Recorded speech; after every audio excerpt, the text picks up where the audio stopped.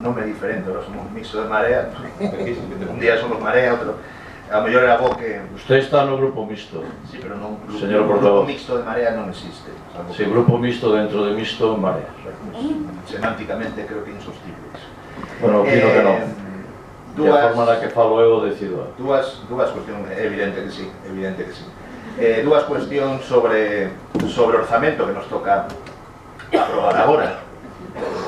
Reiterada a nosa posición de que sempre que se nos presenta un orzamento se fai pois un spot publicitario argumentado con lugares comuns, dicindo que quienes estamos en contra deste orzamento que estamos facendo é ter posicións espurias ou posicións contra a cidade. Se fala do século do Vigo do século XXI, cando temos xa 20 anos xa recorridos do século, xa teríamos que ter definido o modelo de cidade e non reiteradamente falar do século do Vigo do século XXI, cando todas as cidades se van adaptando, sobre todo as cidades europeas xa están adaptadas ao modelo de cidade do século XXI, que non pasa precisamente polo modelo de cidade de Vigo. En toda Europa as concesións privadas municipais volven a ser públicas.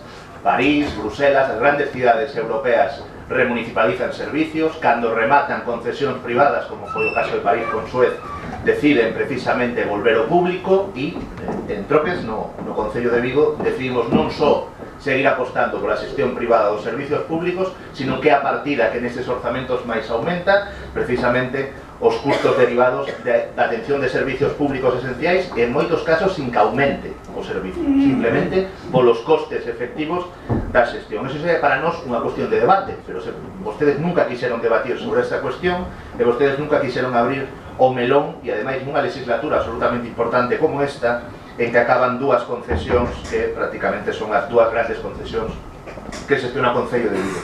E nós queríamos aproveitar, ou deberíamos aproveitar, o pouco tempo mediático que temos, precisamente porque no pleno se debatiron xa grandes cuestións sobre este orzamento, non agora, sino nos últimos 5 anos, polo menos, dende que está este grupo municipal, e sistemáticamente o que nos plantexamos como eivas deste orzamento se foron consolidando no tempo.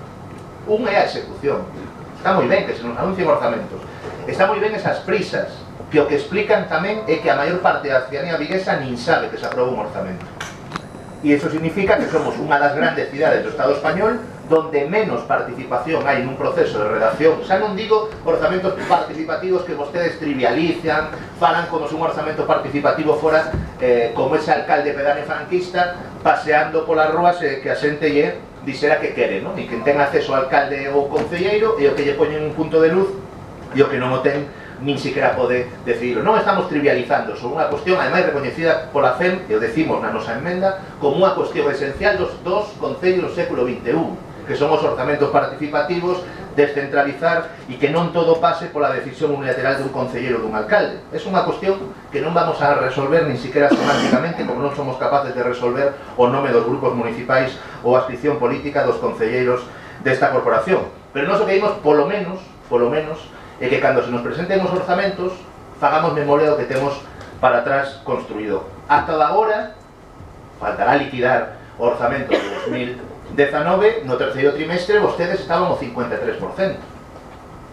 E que isto é unha tónica xeral en todos e cada un dos orzamentos anteriores.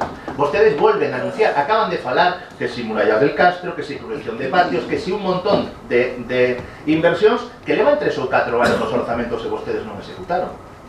Que sei que dependen algunhas, como o caso da Muralla do Castro de outras administracións, pero non as anuncien como novas reiteradamente nos exercicios orzamentarios, porque, dende logo, ao mellor é por aí por onde vostedes queren ocultar o proceso de aprobación dun orzamento, para que todo o vello pareza novo e o novo nunca se acabe consolidando. Nós estamos en contra de como se formulan os orzamentos en Vigo, e ademais estamos en contra porque creemos que hai suficientes mimbres dun partido político que ten maioría absoluta como para abrir un pouco ese proceso de debate dos orzamentos. E logo non digan que a cidade está contenta, porque ao longo do ano, vostedes, como nós, como o resto dos grupos municipais, recibimos solicitudes de moitísimos colectivos que son cuestións que tiñan que estar dentro do orzamento e que se lle di que non hai partida orzamentaria. Estamos falando de dúcias de casos, xente que solicita, movimentos veciñais que solicitan cuestións. Aquí unha asociación de veciños fixo o esforzo de poñer problemas de unha parroquia como Teis e fixo unhas propostas que vostedes din que, claro, que en moitos casos están sometidas a contratos, e que é verdad, porque a maior parte do orzamento xa está consolidado con contratos, con concesións, e, polo tanto, si non participan os veciños no proceso inicial de redacción do orzamento, difícil é que se incorporen despois no proceso de alegacións, porque xa todo o bacalao está cortado e generalmente vendido. Nos consideramos que é unha cuestión, unha eiva democrática en Vigo, e non o decimos nós. O Código de Boas Prácticas da FEM que vostedes trouxeron aquí, e que nos suscribimos, porque tamén a miña formación política está na FEM, e di implementar os orzamentos participativos como instrumentos de mellora da participación da ciudadanía na asignación dos recursos públicos e na definición dos objetivos prioritarios da xestión. É na asignación, non cando todo está asignado e pouco marxe para a ciudadanía hai. E logo hai cuestións que temos que resolver neste orzamento. É unha cuestión de endeudamento. Sigo pensando, estamos nun orzamento de tránsito, posiblemente haxa un goberno dentro, esperemos uns días. Non vamos a tocar a cuestión da financiación das comunidades dos concellos, espero que sí, entre outras cousas, porque polo menos por a nosa parte de socios vamos a exixir que os concellos non sexan os grandes esquecidos na configuración dese goberno. Non imos derrogar as leis de estabilidade, sustentabilidade ou todo o que puso o Partido Popular e Montoro con respecto á financiación municipal. E o mellor, hai que abrir o canal da financiación pública para determinados procesos e para determinadas inversións que os concellos non poden asumir. Se os concellos queren, logo falaremos disso, se os concellos queren ter unha rede pública municipal de gardería, se os concellos queren ter centros de día públicos, por que non pode ter transferencias de outras administracións? E logo ese debate vamos a abrirlo, se ten que ser autonómico o do Estado. Eu sigo pensando que os concellos teñen que ter un tercio da financiación e da participación nos impostos do Estado, e, polo tanto, eso tamén, neste orzamento, teríamos que verlo como un proceso de transición, porque os orzamentos tamén son instrumentos políticos para presionar ao goberno,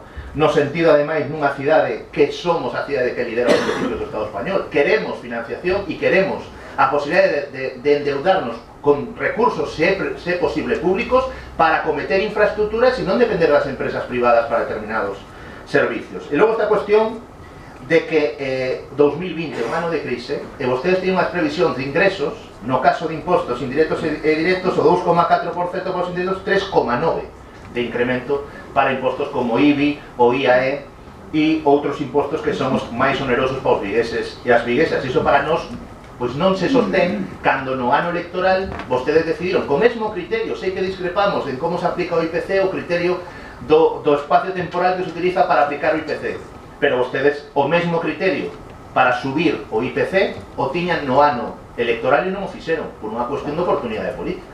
E o ano 2020, que se antolla máis ou menos como un ano en cuanto a emprego, e empezamos a ver os datos de emprego, en canto a situación económica das familias difícil, pois deciden que aquí sí que hai que aplicarlo. No ano 20 hai que aplicarlo, no 19 non, porque no 19 nos tiñan que votar, e no 20, ata entre 4 anos non nos votan, e se subimos os impostos non pasa absolutamente nada. E creo que non é malo que abramos un debate sobre esta cuestión, porque senón non vamos a resolver en 10 minutos, nin siquiera vamos a ser capaces de resolver seguramente nunha comisión de Facenda e Orzamentos que dura, pois si dura 5 ou 10 minutos. E creo que nos vamos a ser, vostedes nos dirán, vostedes son recurrentes nesta cuestión. Home, é que creo que é unha cousa, cando se quere comparar Vigo co resto de Europa, pois empecemos polas cuestións máis clásicas.